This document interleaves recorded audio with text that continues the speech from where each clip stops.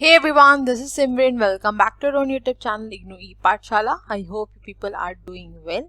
और आज के इस पर्टिकुलर सेशन में हम अपनी यूनिट 4 को कंटिन्यू करेंगे और डिस्कस करेंगे आज वेयर हाउसिंग ऑल्टरनेटिव्स के बारे में. ठीक है, अब ये टॉपिक आपका काफी ज्यादा इंपॉर्टेंट है क्योंकि यहाँ से एग्जाम में क्वेश्चंस पूछे जाते हैं. ठीक, लेकिन इस सेशन को स्टार्ट करने से पहले यहाँ पर आप लोगों से एक बात कहना चाहूंगी. काफी स्टूडेंट्स के मेरे पास ये मैसेजेस आ रहे हैं कि मैम हम लोग का पेपर होगा या नहीं होगा, एग्जाम फॉर्म कब आएगा और हम लोग का पेपर हो सकता है पोस्टपोन हो जाए, आप इस पे क्या कहती हैं. तो देखिए, मेरे कुछ कहने या ना कहने से तो शायद कुछ होने वाला है नहीं. जब तक इग्नू अपनी तरफ से कोई भी चीज़ नोटिफाई नहीं करेगा तब तक मैं भी कुछ नहीं कह पाऊंगी और शायद कोई और यूट्यूब चैनल वाला भी कुछ नहीं कह सकता है. ठीक है, तो अगर कोई यूट्यूब चैनल से आपको बता रहे हैं कि पेपर पोस्टपोन हो जाएगा, आगे बढ़ जाएगा, ये जो भी बातें बोल रहे हैं वो अभी के लिए एकदम भी सही नहीं है. ठीक, जब तक इग्नू आपको खुद से कोई नोटिस नहीं देता है, नोटिफाई नहीं करता है, तब तक आप यहाँ पर कुछ भी प्री अज्यूम मत करिए. ठीक है, दूसरी चीज़ ये कि अगर आपके पेपर्स आगे पोस्टपोन हो जाते हैं या मैं कहती हूँ प्रमोट भी कर दिया जाता है स्टूडेंट्स को, जो कि देखा गया था पिछले साल फर्स्ट ईयर के स्टूडेंट्स को प्रमोट किया था, लेकिन फाइनल ईयर के पेपर तो होने ही होने हैं, ये बात तो तय है. ठीक, अब हो सकता है कि पिछली बार जैसे प्रमोट किया गया था फर्स्ट ईयर स्टूडेंट्स को इस बार ना भी करें. That depends solely on IGNOU, right. तो आप लोगों के लिए बेस्ट यही है कि अपनी स्टडीज को कंटिन्यू रखिए ताकि जब भी पेपर्स हो आप उन पेपर्स को देने के लिए रेडी हो. ठीक है, क्योंकि हमको भी पता है कि ऑल ओवर इंडिया में इस टाइम पे कंडीशन बहुत खराब है, पैनिक की सिचुएशन हर जगह पे है. ठीक, लेकिन खुद को पॉजिटिव रखना बहुत ज़्यादा ज़रूरी है, अपने एनवायरनमेंट को पॉजिटिव रखना बहुत ज़रूरी है. ठीक, तो अपनी पढ़ाई को कंटिन्यू रखिए, आजू बाजू की न्यूज़ थोड़ा सा कम सुनिए, उससे सिर्फ दिमाग ही खराब होगा, आपका भी हो और आपके फैमिली मेम्बर्स का भी. ठीक है, तो ना खुद पैनिक होइए और ना अपने फैमिली मेम्बर्स को पैनिक करिए. ठीक है, चलिए बिना किसी देर के हम अपने सेशन को स्टार्ट करते हैं. लेकिन अभी तक अगर आपने मेरे चैनल को सब्सक्राइब नहीं किया है तो चैनल को सब्सक्राइब जरूर कर लीजिएगा, बेल आइकन को भी जरूर प्रेस कर दीजिएगा ताकि मैं जब भी वीडियोस को अपलोड करूं उसका नोटिफिकेशन आपके पास जरूर जाए. और एक चीज और बता दूं आप लोग को कि इस यूनिट को ऑलरेडी हम स्टार्ट कर चुके हैं. ठीक है, इसका पार्ट 1 ऑलरेडी मैंने अपलोड कर दिया है, तो अगर आप में से किसी ने पिछली वीडियो को नहीं देखा है उसको जरूर देख लीजिएगा. उसका लिंक मैं आपको यहाँ पर आई बटन में शेयर कर दूंगी. ठीक है, चलिए, तो आज हम डिस्कस करेंगे वेयर हाउसिंग ऑल्टरनेटिव्स के बारे में, या हम इसको ये भी कह सकते हैं टाइप्स ऑफ वेयर हाउसेस के बारे में. ठीक है, अब एग्जाम में जो क्वेश्चन आता है ये आपको बता दूं कि यहाँ से क्वेश्चंस क्या पूछे जाते हैं. कई बार आपसे इसका डिफरेंस पूछ लेता है. ठीक है, कई बार सिर्फ शॉर्ट नोट्स में ही आपको यहाँ पे पूछ लेगा.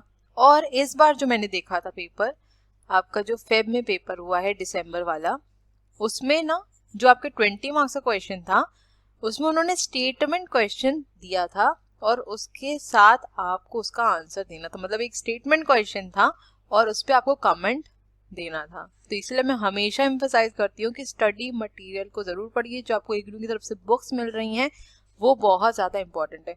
अगर आप हेल्प बुक से पढ़ रहे हैं it is up to you अगर आपको उससे पढ़ना है, लेकिन जो आपके स्टेटमेंट क्वेश्चंस होते हैं वो आपको आपकी हेल्प बुक्स में नहीं मिलेंगे. उसके लिए आपको स्टडी मटेरियल पढ़ना पड़ेगा. ठीक है, यहाँ पर जो हम वेयर हाउसेस ऑल्टरनेटिव्स या फिर टाइप्स ऑफ वेयर हाउसेस पढ़ेंगे on the basis of user control, की किसका ज्यादा कंट्रोल है कौन से वेयर हाउस में. ठीक है, जैसे प्राइवेट में बात करी जाए, पब्लिक में बात करी जाए, डेडिकेटेड वेयर हाउस में बात करी जाए, तो किसका ज्यादा कंट्रोल होता है, गवर्नमेंट का होता है, प्राइवेट ओनरशिप ज्यादा होती है, क्या होता है, इसके बारे में डिस्कस करेंगे. ठीक है, इसके बेसिस पे यहाँ पर 3 तरीके के वेयर हाउसेस के बारे में बताया गया है. ठीक, चलिए देख लेते हैं. तो सबसे पहले डिस्कस कर लेते हैं पब्लिक वेयर हाउस के बारे में. जैसा कि आपको समझ में आ रहा है नाम से पब्लिक वेयर हाउस है, जिसका मतलब है यहाँ पर जो ओनरशिप होगी वो किसके पास होगी, government and semi government bodies के पास. ठीक है, and are made available to private firms to store goods on payment of rent. तो जो हमारे पब्लिक वेयर हाउसेज होते हैं इनको ओन कौन करता है, हमारे गवर्नमेंट या सेमी गवर्नमेंट बॉडीज. और ये वेयर हाउसेस किसके लिए होते हैं, जो भी फर्म्स यहाँ पर अपने गुड्स को स्टोर करना चाहती हैं वो कर सकती हैं, लेकिन उसके लिए उन्हें रेंट पे करना पड़ता है. ठीक है, जब यहाँ पर गवर्नमेंट की ओनरशिप है तो इसका मतलब है कि ये वेयर हाउसेस सभी के लिए अवेलेबल होंगे, चाहे हमारे कितने भी बड़े इंडस्ट्रियलिस्ट हो, कितनी बड़ी फर्म्स हो, चाहे हमारी छोटी फर्म्स हो, एमएसएमईज हो, अगर उनको रिक्वायरमेंट है तो वो यहाँ पर अपने गुड्स को स्टोर कर सकते हैं। तो ये जो आपके वेयर हाउसेस होते हैं ये अवेलेबल टू ऑल होते हैं, ठीक है। So the public warehouses are usually set up to help small traders who are not in a position to have their own warehouses due to financial constraints, ठीक है। तो जो ये warehouses हैं ये उनके लिए ज़्यादा beneficial हैं जिनका small business है, जिनके पास इतना finance नहीं है कि वो अपने warehouses set up कर सकें, क्योंकि जो प्राइवेट वेयर हाउसेज होते हैं वो पर्टिकुलरली एक फर्म का होता है और इसमें हमें पता है कि काफ़ी एक्सपेंडिचर लगता है, क्योंकि आपको पूरी स्ट्रक्चर खड़ा करना पड़ेगा। अब ऐसा तो है नहीं कि वेयर हाउस एक छोटा सा बना देंगे, है ना, एक प्रॉपर सा कंस्ट्रक्शन होगा, आपको वेयर हाउस कीपर भी रखना पड़ेगा, ठीक है, आपको और भी ऑपरेशनल वर्क्स की ज़रूरत पड़ेगी वहाँ पे। तो इन सब चीज़ को मैनेज करना स्मॉल फर्म्स के लिए इतना ईजी नहीं होता है, इसलिए पब्लिक वेयर हाउस में अपने गुड्स को स्टोर कर लेती हैं, ठीक है। Therefore, in order to promote trade and industry, central or state governments come forward to cater such storage needs of traders and retailers. Anyone can avail these facilities to solve its short-term distribution needs. ठीक है, तो यहाँ पर ध्यान देने की बात क्या है, मैंने आपको ये बताया कि सभी के लिए अवेलेबल होता है, लेकिन किसकी बात कर रहा है, सिर्फ शॉर्ट टर्म की बात कर रहा है, ठीक है। थोड़े ही टाइम पीरियड के लिए आप इन वेयर हाउसेज में अपने गुड्स को स्टोर कर सकते हैं, ठीक। Now retailers sometimes due to increased sales even find their private warehouses insufficient if their facilities have reached capacity or if they are making a special huge purchase of products for some reasons. देखिए जो हमारी big firms होती हैं उनके obvious सी बात है कि अपने प्राइवेट वेयर हाउसेज होते हैं जनरली, ठीक है। अब कई बार ऐसा होता है कि उनके प्राइवेट वेयर हाउस में भी स्पेस नहीं होता है कि वो अपने गुड्स को स्टोर कर सके, तो उसके बाद वो क्या करती हैं, पब्लिक वेयर हाउस का सहारा लेती हैं और अपने गुड्स को वहाँ स्टोर करती हैं।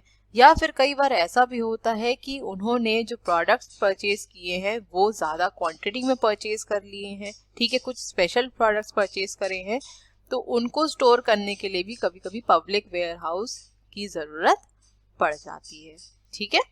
यहाँ से एक चीज ये क्लियर हो जाती है कि चाहे हमारी कितनी भी बड़ी फर्म हो और उसके पास अगर अपना प्राइवेट वेयर हाउस भी है, तब भी वो पब्लिक वेयर हाउस की जो फैसिलिटीज है उन्हें अवेल कर सकती है। बाकी जो हमारे स्मॉल ट्रेडर्स है, स्मॉल फर्म्स हैं, वो तो इजीली पब्लिक वेयर हाउस का यूज कर सकते हैं, बस बदले में क्या करना होगा, रेंट पे करना होगा जितने भी गुड्स उन्होंने वेयर हाउस में स्टोर करवाए हैं, ठीक है। वैसे यहाँ पर अगर हम एग्जाम्पल कंसिडर करें तो जब मैरिज का टाइम आता है, ठीक है, या फिर जब फेस्टिवल्स का टाइम आता है, उस टाइम पे आप देखते हैं कि मार्केट में काफ़ी ज़्यादा भीड़ बढ़ जाती है ना, लोग परचेजिंग बहुत ज़्यादा करते हैं। तो रिटेलर्स जनरली क्या करते हैं, वेयर हाउसेज में पहले से ही अपने जो गुड्स हैं उनको स्टॉकअप कर लेते हैं, क्योंकि उनको पता है कि जब फेस्टिवल आएगा या उसके जो नियरेस्ट डेज होंगे उस टाइम पर परचेजिंग बहुत ज़्यादा होती है और हो सकता है कि जो उनकी शॉप है उसमें प्रोडक्ट आउट ऑफ स्टॉक चला जाए, तो उसको मेंटेन करने के लिए पहले से ही ज़्यादा प्रोडक्ट परचेज करके वेयर हाउस में रख लिए जाते हैं, ठीक है। So these warehouses are typically regulated by government bodies, ये मैंने आपको स्टार्टिंग में ही बताया था। So cost incurred by private firms for the use of public warehouses are considered as variable. These warehouses are mainly used by manufacturers or producers, exporters and importers. तो जो हमारे पब्लिक वेयर हाउस है सबसे ज्यादा कौन use करता है, manufacturer या प्रोड्यूसर, एक्सपोर्टर्स, इंपोर्टर्स सबसे ज्यादा यूज करते हैं, ठीक है। अब नेक्स्ट डिस्कस कर लेते हैं प्राइवेट वेयर हाउस के बारे में। तो जैसा कि नाम से समझ में आ रहा है, प्राइवेट वेयर हाउसेज मतलब वो वेयर हाउसेज जिनको ओन कौन करता है, हमारी प्राइवेट फर्म से प्राइवेट मैन्युफैक्चरर्स ओन करते हैं, गवर्नमेंट का इसमें कोई भी इंटरवेंशन नहीं होता है, ठीक है। So the private warehouses are owned and operated by big manufacturers and merchants to fulfil their own storage needs, ठीक है। तो जो फर्म्स हैं जिनके अपने प्राइवेट वेयर हाउसेज, तभी इनको नाम ही क्या दिया हुआ है, प्राइवेट वेयर हाउसेज, जो हमारी बिग फर्म्स होती हैं या मर्चेंट्स होते हैं उनके अपने खुद के ये वेयर हाउसेज होते हैं जहां पर वो अपनी कंपनी के जो मैन्युफैक्चर्ड प्रोडक्ट्स हैं उनको स्टोर करते हैं, ठीक। सो द गुड्स मैन्युफैक्चर्ड और purchased by the owner of the warehouses have a limited value और utility as businessmen in general cannot make use of them because of heavy investment required in the construction of a warehouse.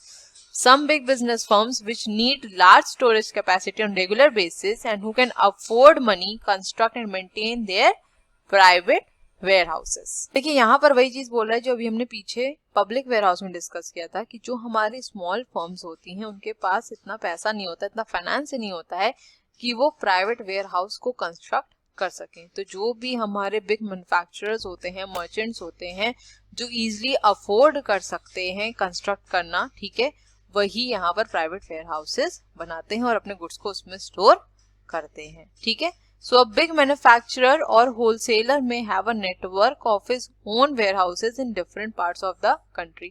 अब जो बहुत बड़े आपके manufacturers होते हैं उनका कई बार ऐसा भी आपने देखा होगा कि एक मेन वेयरहाउस है, उसके बाद डिफरेंट सिटीज में इनके वेयरहाउसेस फैले हुए होते हैं.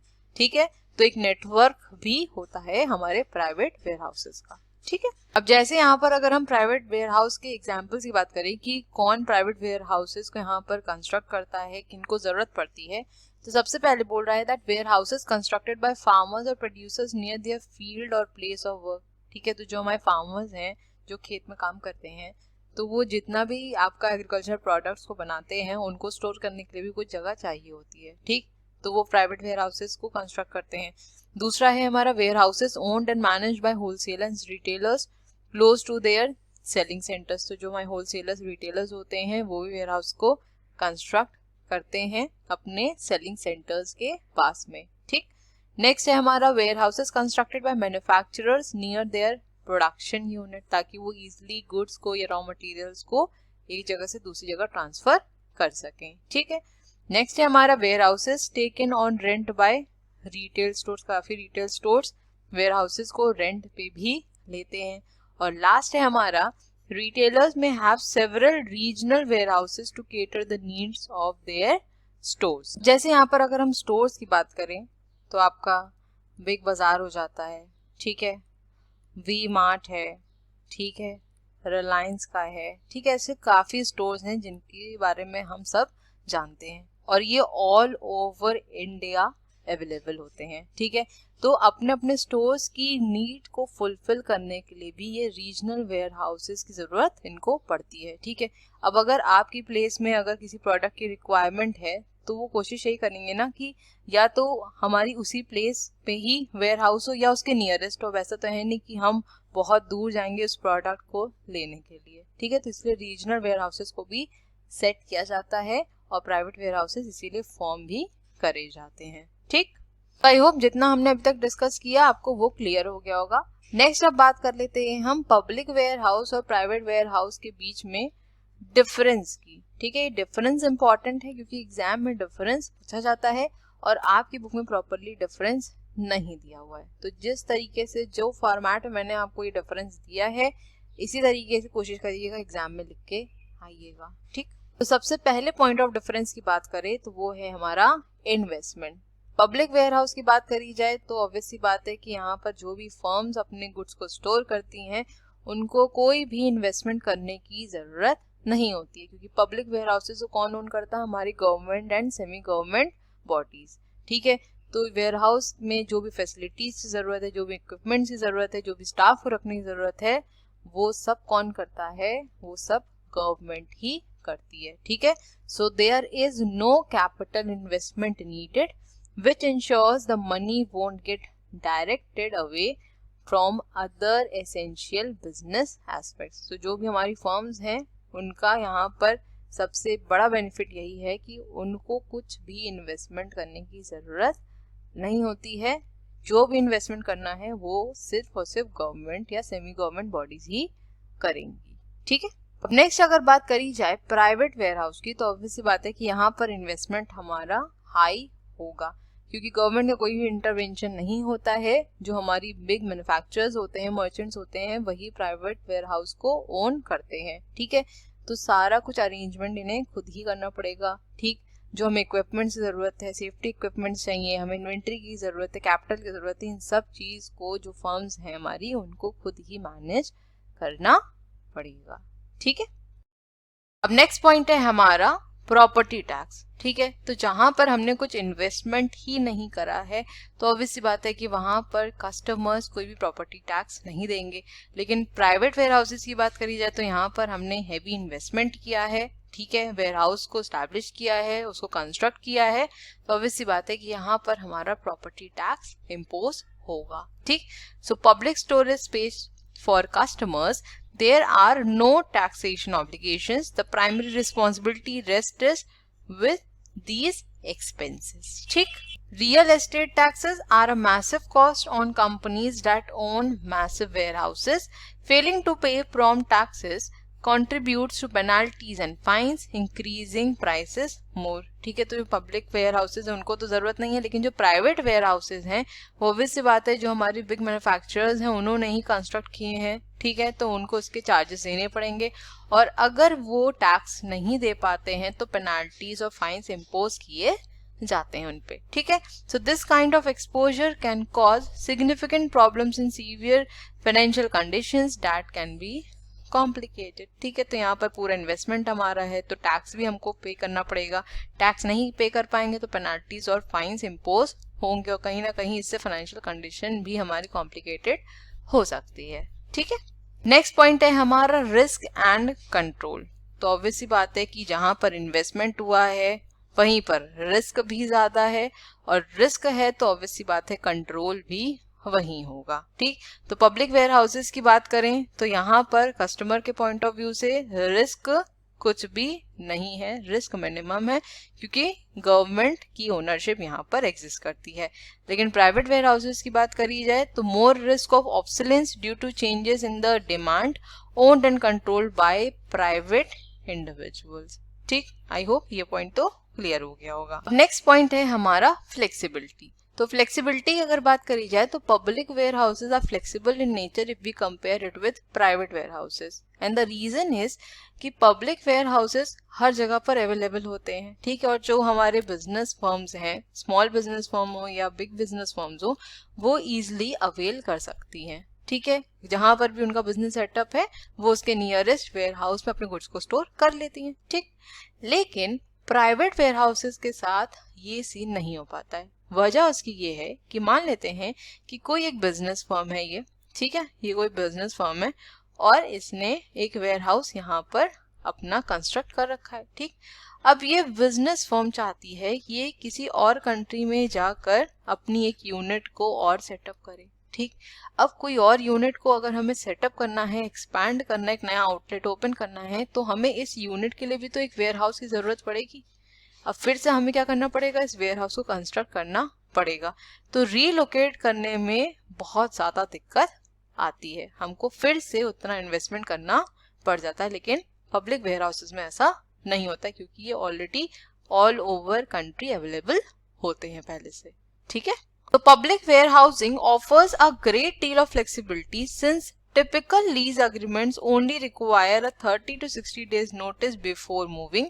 In addition, expanding into a new territory or geographical location can be facilitated with ease by utilizing other public warehouse space, ठीक है। तो अगर बिजनेस फर्म सोच रही है कि हमने यहाँ पर तो अपना बिजनेस सेटअप कर लिया है, हमें कहीं और भी अपने बिजनेस को सेटअप करना है, एक्सपैंड करना है, तो वो क्या कर सकती है, इजिली फिर रीलोकेट भी कर सकती है क्योंकि उसको फिर वहां से नियरेस्ट कोई पब्लिक वेयर हाउस मिल जाएगा जहां पर वो अपने गुड्स को स्टोर कर पाएगी, ठीक। लेकिन वहीं अगर हम प्राइवेट वेयर हाउसेस की बात करें, so owing a private warehouse restricts your company's ability to relocate should the need arise.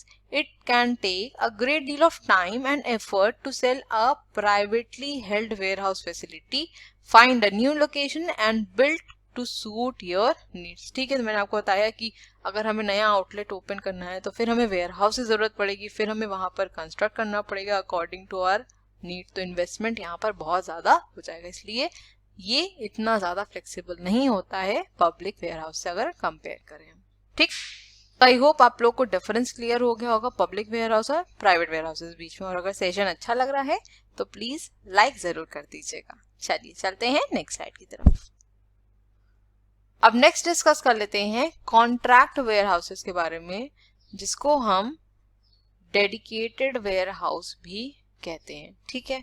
तो सबसे पहले तो हमने बात करी किसकी, पब्लिक वेयर हाउस की, जहां पर गवर्नमेंट एंड सेमी गवर्नमेंट क्या कर रही थी, इसको ओन कर रही थी। ठीक है, नेक्स्ट हमने बात करी प्राइवेट वेयर हाउस के बारे में, जिसमें हमारी जो प्राइवेट फर्म्स हैं या फिर हमारे जो मैन्युफैक्चरर्स हैं वो ओन कर रही थी इसको। लेकिन कॉन्ट्रैक्ट वेयर हाउसेस की बात करें तो यहाँ पर प्राइवेट प्लस पब्लिक दोनों का ही इन्वॉल्वमेंट होता है। ठीक है, सिंपल वर्ड्स में अगर समझा जाए कि कॉन्ट्रैक्ट वेयर हाउसेस या डेडिकेटेड वेयर हाउसेस क्या होते हैं, तो ये ऐसे वेयर हाउसेस होते हैं जिनको कॉन्ट्रैक्चुअल बेसिस पे दिया जाता है गुड्स को स्टोर करने के लिए। ठीक है, तो एक प्रॉपर कॉन्ट्रैक्ट बनाया जाता है दोनों पार्टीज के बीच में, और उस कॉन्ट्रैक्ट में हर एक चीज मेंशन होती है कि कितनी क्वांटिटी की गुड्स को स्टोर किया जा रहा है, कितना स्पेस वेयर हाउस का ऑक्यूपाई किया जाएगा, कितने टाइम पीरियड के लिए हमें अपने गुड्स को स्टोर करना है। हर एक चीज कॉन्ट्रैक्ट में मेंशन होती है और इस कॉन्ट्रैक्ट के अकॉर्डिंग ही सब चीजें करी जाती हैं। जब कॉन्ट्रैक्ट खत्म हो जाता है तब उन गुड्स को फर्दर स्टोर नहीं किया जाता है, अगर कॉन्ट्रैक्ट आगे नहीं बढ़ाया जाता है तो। ठीक है, सो विद कॉन्ट्रैक्ट और dedicated warehousing the warehouse space and resources are fix. ठीक है, तो हमने कॉन्ट्रैक्ट कर लिया, हमने बोल दिया कि हमको इतना स्पेस चाहिए तो हमें इतना स्पेस चाहिए। ठीक है, इतने में ही फिर हम क्या करेंगे, अपने गुड्स को यहाँ पर स्टोर करेंगे। ठीक है, as are the cost the tenant company is committing to fix the space and resources for the duration of the contract. Okay, so these contracts typically covers years while shared contracts may cover months. अब यहाँ पर एक important चीज आ जाती है कि जो हमारे कॉन्ट्रैक्ट वेयर हाउसेज हैं वो ईयर्स के लिए यहाँ पर कॉन्ट्रैक्ट करते हैं। मान लीजिए 5 साल के लिए रखना है, 10 साल के लिए हमें गुड्स को स्टोर करना है, जो भी जैसी रिक्वायरमेंट हो। लेकिन जो हमारे शेयर्ड कॉन्ट्रैक्ट्स होते हैं, शेयर्ड कॉन्ट्रैक्ट्स मतलब कि एक तरीके से कह सकते हैं पब्लिक वेयर हाउस। ठीक है, तो उसमें सिर्फ मंथ्स में ही हम क्या कर सकते हैं, अपने गुड्स को स्टोर कर सकते हैं। जैसे 5 मंथ्स के लिए करना है, 6 मंथ्स के लिए करना है। तो अभी हमने पीछे ये चीज पढ़ी हुई थी पब्लिक वेयर हाउसेज में कि शॉर्ट ड्यूरेशन के लिए गुड्स को स्टोर किया जाता है, लेकिन कॉन्ट्रैक्ट वेयर हाउसेज में लॉन्गर ड्यूरेशन के लिए हम गुड्स को स्टोर कर सकते हैं। ठीक है, तो ये चीज भी याद रखिएगा। ओके, तो contract warehousing is a long term mutually beneficial arrangement which provides unique and specially tailored warehousing and logistics services exclusively to one client, where the vendor and the client share the risk associated with the operation. अब देखिए यहाँ से आप difference भी clear करते चलिए public ware house और contract ware house के बीच में, तो हो सकता है ये डिफरेंस भी आप लोग से पूछ लिया जाए। तो सबसे पहला डिफरेंस तो यही हो गया कि जो पब्लिक वेयर हाउसेज होते हैं उसमें हम शॉर्ट पीरियड के लिए ही अपने गुड्स को स्टोर कर सकते हैं, लेकिन कॉन्ट्रैक्ट वेयर हाउसेज में हम लॉन्गर ड्यूरेशन के लिए अपने गुड्स को स्टोर कर सकते हैं। ठीक है, दूसरी चीज ये कि जो पब्लिक वेयर हाउसेज होते हैं वो अवेलेबल टू ऑल होते हैं। ठीक है, लेकिन कॉन्ट्रैक्ट वेयर हाउसेज क्या होते हैं, एक क्लाइंट के लिए ही वैलिड होता है। ठीक है, मतलब हमने यहाँ पर कॉन्ट्रैक्ट किया है किसके साथ, एक क्लाइंट के साथ, तो उसकी जो रिक्वायरमेंट है उसके अकॉर्डिंग ही हम क्या करेंगे, वेयर हाउस का स्पेस उसको प्रोवाइड करेंगे। तो कह सकते हैं कि कस्टमाइज तरीके से यहाँ पर क्या किया जाता है, गुड्स को स्टोर किया जाता है, जैसी क्लाइंट की रिक्वायरमेंट होती है उसके अकॉर्डिंग किया जाता है। लेकिन हमारे जो पब्लिक वेयर हाउसेज है वो अवेलेबल टू ऑल होते हैं और वहां पर सभी लोग अपने गुड्स को स्टोर कर सकते हैं। ठीक, रिस्पॉन्सिबिलिटी किसकी रहती है, गवर्नमेंट की। और यहाँ पर कॉन्ट्रैक्ट वेयर हाउसिंग में आपकी रिस्पॉन्सिबिलिटी किसकी रहेगी, वेंडर की और क्लाइंट की। ठीक है, जिन दोनों के बीच में कॉन्ट्रैक्ट हुआ है। ठीक, important dimensions that differentiate contract warehousing operators from public warehouse operators are extended time frame। ठीक है, तो सबसे पहले तो यही बात करी हमने, टाइम फ्रेम उसमें शॉर्ट है, इसमें लॉन्ग ड्यूरेशन है। ठीक, नेक्स्ट है हमारा टेलर्ड सर्विस। ठीक, इस कस्टमाइज किया जाता है हमारे कॉन्ट्रैक्ट वेयर हाउसिंग में। एक्सक्लूसिविटी, ऑब्वियसली बात है, कस्टमाइज किया है तो एक्सक्लूसिवली एक क्लाइंट के लिए ही होगा। एंड शेयर्ड रिस्क, वहां पर क्या था कि गवर्नमेंट ही ओन कर रही थी, तो जो भी लॉस होगा, जो भी दिक्कत होगी वो सिर्फ गवर्नमेंट ही देखेगी, कस्टमर्स वहां कुछ नहीं करेंगे। जो जिन भी फर्म्स ने गुड्स को स्टोर किया है उनसे कोई मतलब नहीं है। लेकिन कॉन्ट्रैक्ट वेयर हाउसिंग में कॉन्ट्रैक्ट इसके बीच में हुआ है, वेंडर और क्लाइंट के बीच में, तो रिस्क भी दोनों जन शेयर करेंगे।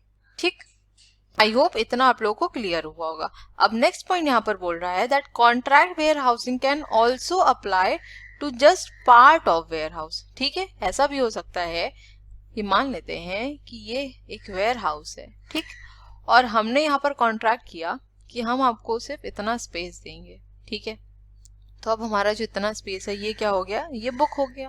लेकिन हमारे पास अभी इतना स्पेस बचा है ना, तो हम किसी और क्लाइंट के साथ कॉन्ट्रैक्ट करके उसको इतना स्पेस प्रोवाइड कर सकते हैं। मतलब कहने का ये है कि ऐसा नहीं है कि इतना बड़ा वेयर हाउस है और अगर एक क्लाइंट ने यहाँ पर बुक करा सिर्फ इतना स्पेस तो बाकी वेयर हाउस हमारा खाली रहेगा। ठीक है, हम पार्ट्स में भी क्या कर सकते हैं, कॉन्ट्रैक्ट करके अपने वेयर हाउस को आगे दूसरे क्लाइंट्स को भी दे सकते हैं। ठीक है, अब यहाँ पे एग्जाम्पल देख लीजिए। अ कंपनी में commit to contract warehousing arrangement for 50,000 square feet out of 1,50,000 square feet. ठीक है, तो 1.5 लाख स्क्वायर फीट का पूरा है, लेकिन हमने उसमें से 50,000 स्क्वायर फीट का यहाँ पर दिया वेयर हाउस। ठीक, सो द 3PL का यहाँ पर मतलब है आपका थर्ड पार्टी लॉजिस्टिक्स। ठीक, third party logistics can use the rest of the space for shared warehousing or even other contract arrangement। ठीक है, तो जो हमारे पास स्पेस है हम उसके लिए दूसरा कॉन्ट्रैक्ट साइन कर सकते हैं दूसरे क्लाइंट के साथ और उनको स्पेस दे सकते हैं। ठीक, अब चलते हैं नेक्स्ट स्लाइड की तरफ। तो अभी तक हमने तीनों ऑल्टरनेटिव्स के बारे में यहाँ पर पढ़ लिया। ठीक है, पब्लिक, प्राइवेट एंड आपका डेडिकेटेड या फिर जिसको हम कॉन्ट्रैक्ट वेयरहाउस कहते हैं। ठीक है, अब इसका यहाँ पर कंपैरिजन भी देख लेते हैं ताकि आपको ये तीनों में क्या डिफरेंस है या किस बेसिस पर हम इनको डिफरेंशिएट कर सकते हैं ये आपको पता हो। ठीक, तो सबसे पहले बात करी जाए अगर यहाँ पर कैपिटल कॉस्ट की, तो यहाँ पर है हमारा प्राइवेट वेयरहाउस और ये है पब्लिक वेयरहाउस। पब्लिक वेयरहाउस के अंदर ही हमारे प्योर पब्लिक वेयरहाउस आते हैं और आपके कॉन्ट्रैक्ट वेयरहाउसेस आते हैं। ठीक, तो कैपिटल कॉस्ट में क्या बोल रहा है, प्राइवेट वेयरहाउस है तो ऑब्वियस सी बात है कैपिटल कॉस्ट इन्वॉल्व होगी। ठीक है, यहाँ पर हमें बिल्डिंग कंस्ट्रक्ट करनी पड़ेगी, इक्विपमेंट्स को अरेंज करना पड़ेगा, मटेरियल हैंडलिंग इक्विपमेंट्स लगेंगे और लोडिंग अनलोडिंग के लिए भी यहाँ पर हमको जरूरत पड़ेगी। ठीक, लेकिन पब्लिक वेयरहाउसेस में क्या है, इस चीज के लिए हमको कोई भी चिंता करने की जरूरत नहीं है। ठीक, लेकिन कॉन्ट्रैक्ट वेयरहाउस में क्या बोल रहा है, based on the contractor responsibilities for land, building and facility. अभी मैंने आपको ये चीज बताई थी कॉन्ट्रैक्ट वेयरहाउस में कि जो रिस्क है वो दोनों लोग शेयर करते हैं। ठीक है, तो जो ऑब्वियस बात है थोड़ी बहुत कॉस्ट भी जो इन्वॉल्व होगी वो यहाँ पर दोनों की ही रिस्पॉन्सिबिलिटी होगी जो कॉन्ट्रैक्ट में मेंशन आपने किया होगा उसके अकॉर्डिंग। ठीक है, यहाँ पर मेन जो चीज यही है कि कॉन्ट्रैक्ट में जो भी चीज जिस तरीके से मेंशन की है वैसे ही करनी होगी। अगर कॉन्ट्रैक्ट में लिखा है कि जो हमारा क्लाइंट है वो लैंड, बिल्डिंग और बाकी फैसिलिटीज के लिए भी यहाँ पे करेगा तो उसको पे करना पड़ेगा। अगर लिखा है कि यहाँ पर सिर्फ ओनर ही करेगा तो सिर्फ ओनर करेगा, जैसा भी कॉन्ट्रैक्ट में मेंशन है उसके अकॉर्डिंग ही होगा यहाँ पर। ठीक है, नेक्स्ट पॉइंट है हमारा एक्सपेंसेस। ठीक है, तो प्राइवेट वेयरहाउस में बात करी जाए तो सेफ्टी इक्विपमेंट जरूरत होगी, insurance, taxes, maintenance, utilities, salaries और वेजेस भी देने पड़ेंगे हमको और एम्प्लॉयज के बेनिफिट के लिए भी काम करना पड़ेगा ही।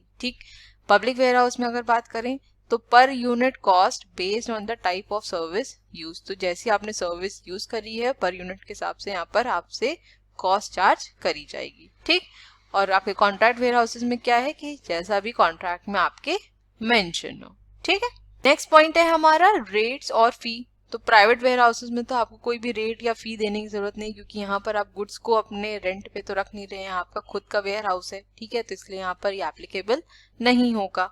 लेकिन पब्लिक वेयरहाउस की बात करी जाए तो टाइम बेस्ड, तो storage charges, transaction based, handling charges, ठीक है, तो ये सब चार्जेस आपको यहाँ पर पे करने पड़ेंगे। ठीक, नेक्स्ट अगर बात करें कॉन्ट्रैक्ट वेयरहाउसेस की तो टाइम और transaction based as stated in the contract, जैसा कि कॉन्ट्रैक्ट में मेंशन है उसके अकॉर्डिंग।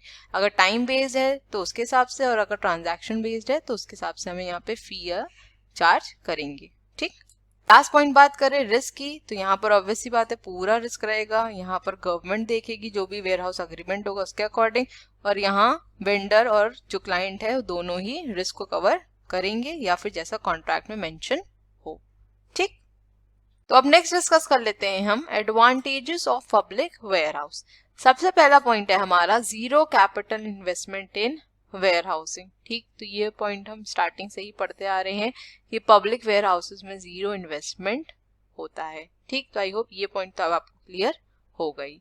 नेक्स्ट बोल रहा है provides capability to expand the market. तो जैसा कि अभी हमने पीछे डिस्कस भी किया था कि जो भी हमारी स्मॉल फर्म्स है या बिग फर्म्स हैं, अगर वो प्राइवेट वेयर हाउसेस को अपने कंस्ट्रक्ट नहीं करती हैं तो वो पब्लिक वेयर हाउसेस को यूज करती हैं, उनके स्पेस को ऑक्यूपाई करती हैं। ठीक, अब अगर वो रीलोकेट करना चाहती हैं, अपनी एक यूनिट स्टैब्लिश करना चाहती हैं किसी और प्लेस में, तो वो इजीली रीलोकेट कर सकती हैं, अपनी मार्केट को आराम से एक्सपैंड कर सकती हैं। ठीक है, नेक्स्ट पॉइंट है हमारा adjust for seasonality. If firms operations has seasonality, then having public warehouse allows the user to rent as much of the warehouse space during the peak season, since there is no commitment as compared to contracted warehouse. Moreover, there is this distinct advantage of allowing storage cost to vary directly with the volume. देखिए ये point basically ये बोल रहा है कि season के according भी यहाँ पर वेयर हाउसेस का जो रेंट है वो फ्लक्चुएट होता है। ठीक है, मान लेते हैं पीक सीजन है और आपने लार्ज वॉल्यूम ऑफ गुड्स को वेयर हाउस में स्टोर कर रखा है, तो ऑब्वियसली बात है उसके लिए आपको ज्यादा रेंट पे करना पड़ेगा। जैसे जैसे सीजन डाउन होता जाता है आप क्या करते हैं, अपने गुड्स को वहां पर कम रखने की कोशिश करते हैं, वेयर हाउस में गुड्स को स्टोर कम करते हैं, तो आपको जो रेंट है वो भी कम हो जाएगा। ठीक है, तो यहाँ पर यही चीज बोल रहा है। नेक्स्ट पॉइंट है हमारा रिड्यूस्ड रिस्क। ठीक है, तो जब हमने इन्वेस्टमेंट नहीं किया तो ऑब्वियसली बात है जो रिस्क है वो भी यहाँ पर हमारा नहीं होगा। ठीक, नेक्स्ट पॉइंट है हमारा ग्रेटर फ्लेक्सिबिलिटी। तो अभी ये पॉइंट हमने डिफरेंस में ही डिस्कस किया कि हमारे जो पब्लिक वेयर हाउसेज हैं वो कैसे फ्लेक्सिबल हैं। ठीक, टैक्स एडवांटेज भी ऑब्वियसली बात है यहाँ पर।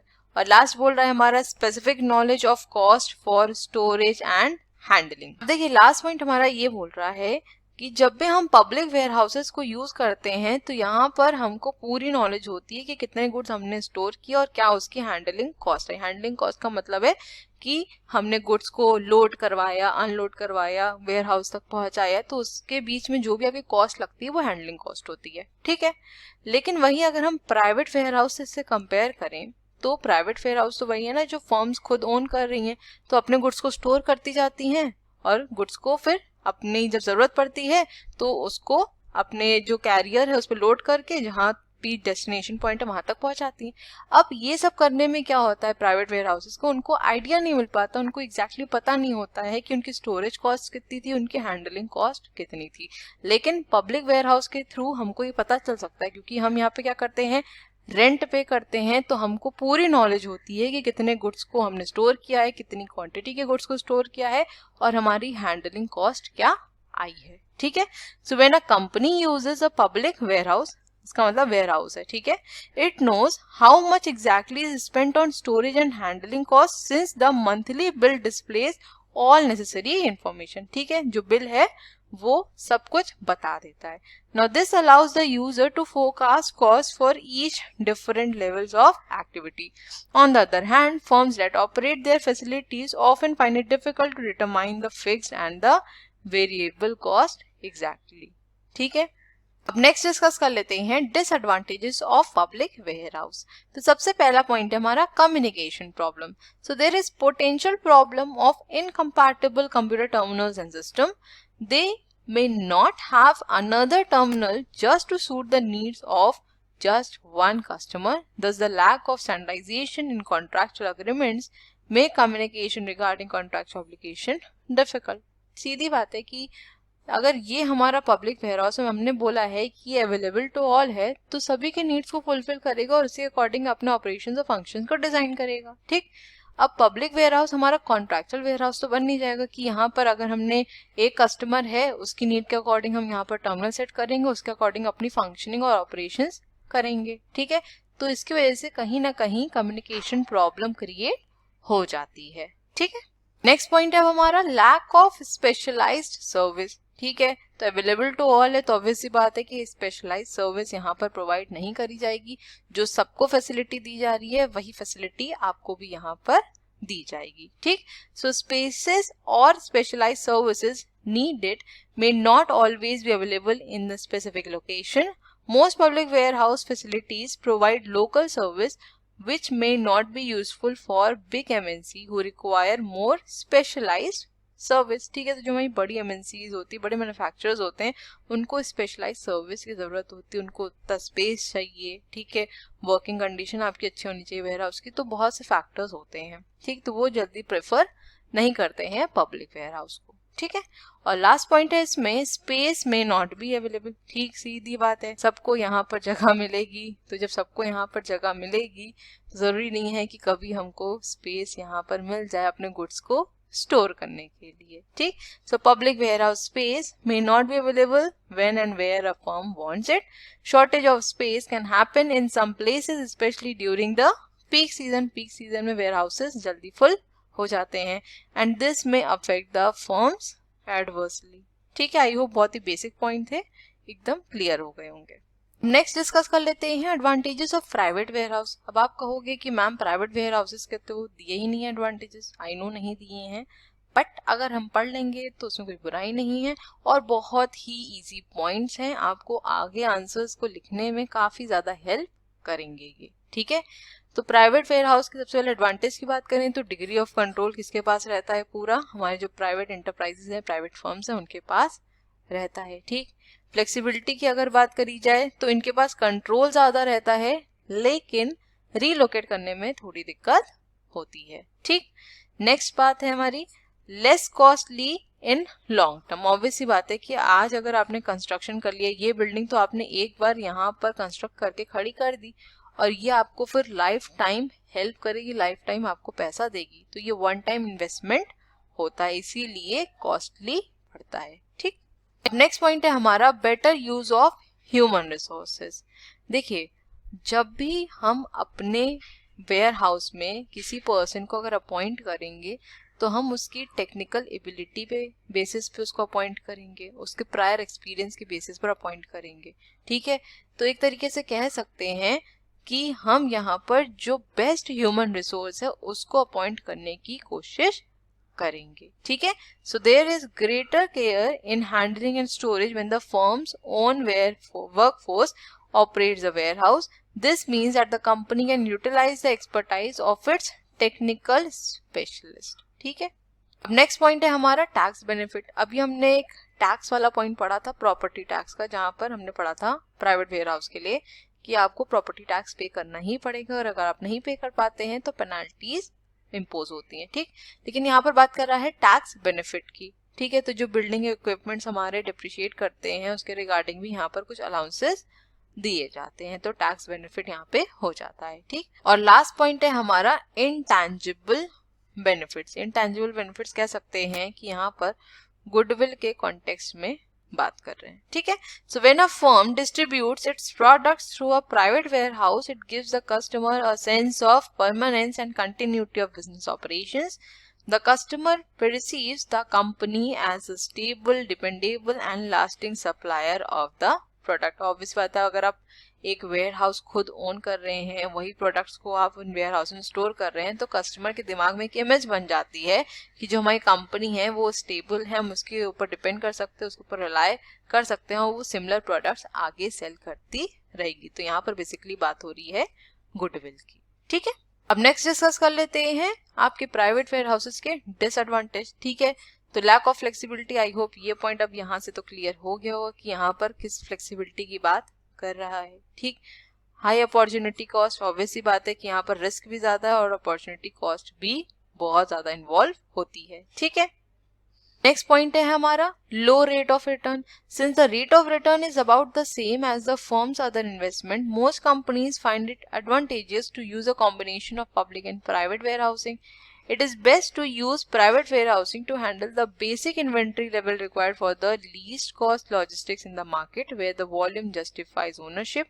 On the other hand, any extra volume can be stored in the public warehouse during peak periods where private warehouses are full. अब देखिए, इस पॉइंट में ये बोल रहा है कि जो हमारे प्राइवेट वेयर हाउसेज होते हैं उनका रेट ऑफ रिटर्न लो होता है और ऑब्वियस सी बात है लो हो भी सकता है. उसकी वजह ये है कि हम सिर्फ अपने गुड्स को यहाँ पर स्टोर कर रहे हैं. ठीक है, कभी बहुत ज़्यादा रिक्वायरमेंट आ गई तो हमने गुड्स को ज़्यादा स्टोर कर रखा है और उसके बाद हम धीरे धीरे मार्केट में उसको डिस्ट्रीब्यूट करते हैं। कभी हो सकता है कि कंडीशन उतनी ज़्यादा सूटेबल ना हो, ठीक है, तो रेट ऑफ रिटर्न हमारा लो हो सकता है। आइडल सिचुएशन यहाँ पर क्या होगी कि अगर हम पब्लिक और प्राइवेट वेयर हाउसेस के कॉम्बिनेशन को यहाँ पर यूज करें तो, ठीक है। लास्ट पॉइंट है इसमें हाई स्टार्टअप कॉस्ट। ऑब्वियसली बात है कि यहाँ पर जो स्टार्टअप कॉस्ट है वो हाई आएगी, हमको कैपिटल इन्वेस्टमेंट करना पड़ेगा, इन्वेंट्री के लिए अरेंजमेंट करने पड़ेंगे, सेफ्टी के लिए भी अरेंजमेंट करने पड़ेंगे, एम्प्लॉयज को हायर करना पड़ेगा, तो बहुत सी कॉस्ट यहाँ पर इन्वॉल्व हो जाएगी, ठीक है। आज का हमारा last topic that is cost structure. तो कॉस्ट स्ट्रक्चर बेसिकली ये बोल रहा है कि जो हमारे वेयर हाउसेज हैं उनमें कौन कौन सी कॉस्ट इन्वॉल्व होती है उसके बारे में बता रहा है। सबसे पहले तो वेयर हाउस की जो ऑपरेटिंग कॉस्ट है, देखिए ऑपरेटिंग कॉस्ट तो हर एक जगह पर लगती ही लगती है, ठीक है, तो वेयर हाउस की ऑपरेटिंग कॉस्ट सबसे पहली। दूसरी हमारी वेयर हाउस की इन्वेंट्री कॉस्ट, जो भी हमारी इन्वेंट्री वेयर हाउस में स्टोर की गई, इन्वेंट्री मतलब जो आपके स्टॉक्स हैं, जो आपके गुड्स हैं, ठीक। नेक्स्ट है to and fro transport cost. Transport cost तो ऑब्वियसली बात लगेगी, वेयर हाउसेज से गुड्स को वहां पर पहले गुड्स को लोड करा जाएगा, अनलोड किया जाएगा, फिर जो डेस्टिनेशन पॉइंट है वहां पर गुड्स को अनलोड किया जाएगा, ठीक है, तो ये टू एंड फ्रो प्रोसेस आपका पूरा चलता है, ठीक, तो यहाँ पर आपकी ट्रांसपोर्टेशन कॉस्ट लगेगी। और लास्ट में है हमारी हैंडलिंग कॉस्ट, और हैंडलिंग कॉस्ट मैंने आपको बताई थी क्या होती है। देखिए जब भी गुड्स को वेयर हाउस से निकाला जाता है और उनको फाइनली प्रिपेयर किया जाता है कस्टमर्स को डिलीवर करने के लिए, उस दौरान जो भी कॉस्ट इन्वॉल्व होती है, ठीक है, उसको हम हैंडलिंग कॉस्ट कहते हैं, ठीक है। सो आई होप जितना भी आज हमने डिस्कस किया आपको यहाँ पर सब चीजें क्लियर हो गई होंगी। और आज का हमारा सेशन यहीं तक था। मिलेंगे अपने नेक्स्ट वीडियो में और इस यूनिट को कंटिन्यू करेंगे और कोशिश करेंगे कि नेक्स्ट वीडियो में आपकी ये यूनिट कंप्लीट हो जाए, ठीक है। Thank you so much for watching. Please video को लाइक जरूर कर दीजिएगा, अपने फ्रेंड्स के साथ भी वीडियो को जरूर शेयर करिएगा, और अगर अभी तक आपने मेरे चैनल को सब्सक्राइब नहीं किया है तो चैनल को सब्सक्राइब जरूर कर लीजिएगा। बेल आइकन को भी जरूर प्रेस कर दीजिएगा ताकि मैं जब भी वीडियोस का अपलोड करूं उसका नोटिफिकेशन आपके पास जरूर जाए। अपने फीडबैक्स भी दीजिएगा कि वीडियोस कैसी लग रही हैं, और अगर कुछ इम्प्रूवमेंट की जरूरत है तो बिल्कुल बताइएगा। मिलेंगे अपने नेक्स्ट वीडियो में। Till then stay safe, stay healthy, bye bye, take care.